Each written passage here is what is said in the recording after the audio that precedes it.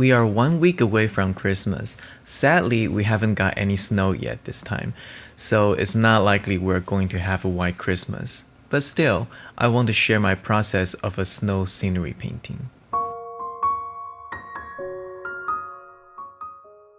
Hi, this is Eric from Cafe Watercolor. Snow is a beautiful phenomenon for us here in Seattle. It doesn't happen that often even in the winter, so I'm pretty excited whenever there's snow here because each season here in the Pacific Northwest has a very distinct look. I always want to paint some snow scenery whenever it is winter. But since we haven't got any snow this winter, I don't really have a new reference material, so I decided to paint from one of the photos I took a few years ago. I actually painted this one before, but my workflow has changed a bit, so I want to see what I can come up with this time around. Now there are 3 things to look out for when you are painting a snow scenery. Number 1, not all snow is white. Yes, the local color of snow might be white, but because of that, it will be influenced by the lighting even more. Snow can turn very warm under warm sunlight like during the sunset or dawn, and when the snow is in the shadow, it can still appear to be darker and cooler. And that leads to our next point. Number 2, the importance of value study. Because the color of snow can be very misleading, that makes value study crucial. Because when you do a value study, it will force you to disregard the color and focus on the value, which is really what makes your painting reads. And number 3, simplify, simplify, simplify. This is really important. When you think about snow scenery, what comes to your mind? I would say probably not complicated or complex. Since the world around you is covered with white snow, it should look very nice and clean, at least before it melts and turns black. And yet, there are a few areas that can get quite complicated, especially trees, because snow can accumulate it on small surfaces like tree branches and leaves. You can end up with a lot of little white spots all over the place if you don't try to simplify those. A very good way to avoid that is to kind of squint your eyes a little bit when you look at your reference. Some of the small white details will simply disappear, and you can try to simplify those. Okay, with those in mind, let's get started with the painting demo. Before we start, if you like my content, consider hitting like and subscribe. Hit the bell icon so you won't miss out my next video. Okay, let's enjoy some snow. Okay, so we'll start off with a value study. Last time I painted this scenery, I didn't do a value study, I just go for it. The result is okay. I actually like the result of that one. But this time I'm gonna start with a value study and see if I can do anything different. The perspective of the road is actually quite tricky because the road kind of goes down a little bit and then it goes straight again. So I eyeball most of the perspective here. As long as the size and placement is relatively correct, it should look pretty natural. The scenery itself is not that complicated, but if you look into it, especially far into the distance, there are a lot of details because there are several houses overlapping each other with chimneys, and the trees, like we mentioned earlier, got a lot of snow details on top, so it's really up to us to be able to simplify what we see here. So I start off with the first wash of the value study, the middle value. So it's very important that I connect as much shape as possible. So from the background tree to the foreground house that's in the shadow, the car, and I leave out some highlight of the snow on the car in the middle ground. And I also paint the road, which is also the middle value despite that it is lit by the sun. So quite a few things are in the middle value actually, especially the places under the shadow. Even though the local color is white, it's snow, if it's in the shadow, it is still the middle value. And I connect that to the tree in the foreground. I leave out some of the white for the snow, but I'm not intended to make it too complicated. Here is the first wash of the value study. So let's take that information and start our first 2 wash of the color painting. So this paper is much bigger, so I will have to make a little bit tighter drawing. The same thing here, I need to eyeball the perspective, get the house just a little bit more detailed. The foreground car and the middle ground car. I moved the middle ground car a little bit to the right so it doesn't stuck right in the middle. Makes a better composition. I spent a little bit more time drawing the house, try to make it look a little bit more correct as well. There are things I move around a little bit just so that it can look a little bit better. But at this stage, since we're doing the drawing, if there's anything off, correct it right away. Don't try to correct your drawing when you are painting. That's usually not going to work out too well. So the background building, so the little mailbox. So again, quite a bit of details in the distance. I'm gonna try to simplify as much as possible. So erase some of the lines and start to pre-mix the color that I need to use. Start with the color of the sky, cobalt blue, cerulean blue, a little bit of alizarin crimson as we come down to the horizon. You can see the cloud there. And some light kind of golden color for the wall of the house. So I pre-wet the paper a little bit with a sponge and I just start off with the sky. You got one shot at this. It's usually not preferred if you go back and glaze over the sky if possible. So try to make it a little bit more intense if you need to. So in the middle of the sky, I switched to a little bit cooler color with some alizarin crimson. I use some damp brush to lift some paint to create some clouds. And then I just come down and paint the golden color of the house. Even the roof, I add a little bit of this kind of pinkish color there. Because as far as I'm concerned, it's not completely white. There's a little bit of the color temperature because of the sun. Now I'm starting to mix some middle value colors that I'm going to use. This house, I took this photo about 2 years ago. And since that I tear down the house and I rebuild it into a new house, it looks a lot more modern, which looks pretty nice, but it does lose that kind of old house charm to it. Definitely not as interesting for painting like this one, so I'm glad I snapped some photos before it become another thing. So starting from the background trees, some cool and warm, and then I connect that to the house in the front. And like we did for the value study, I try to connect all the shapes as much as possible. So to the car and to the snow in the shadow, and that connects to the shadow of the house. So this is why value study is so important, because it can help me to simplify and group the value together.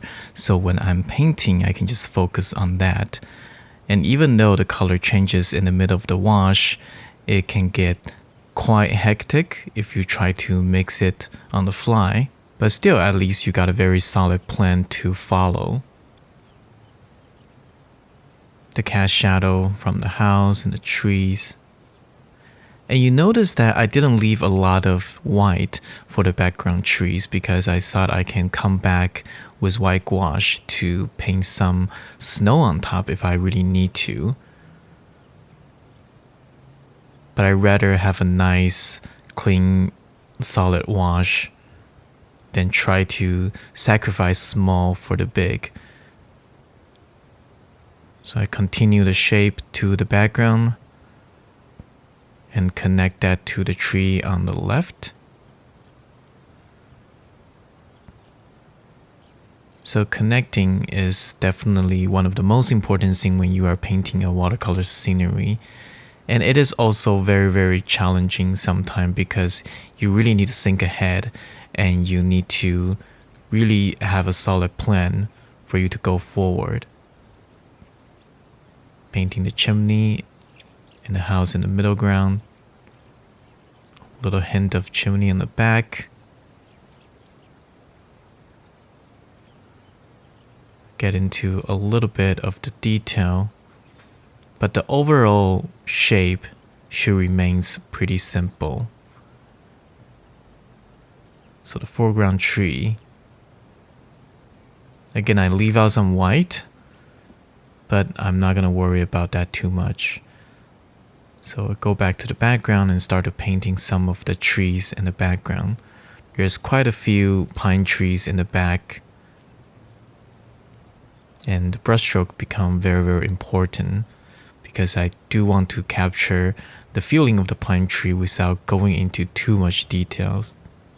And here's the first 2 wash for the color painting. Compare that to the first wash of value study. Definitely following the plan that I had in mind.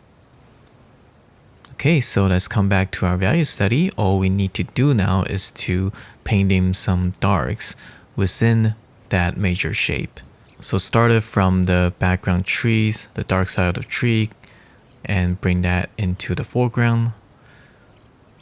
Some shadow under the roof, the window, and to the car in the foreground.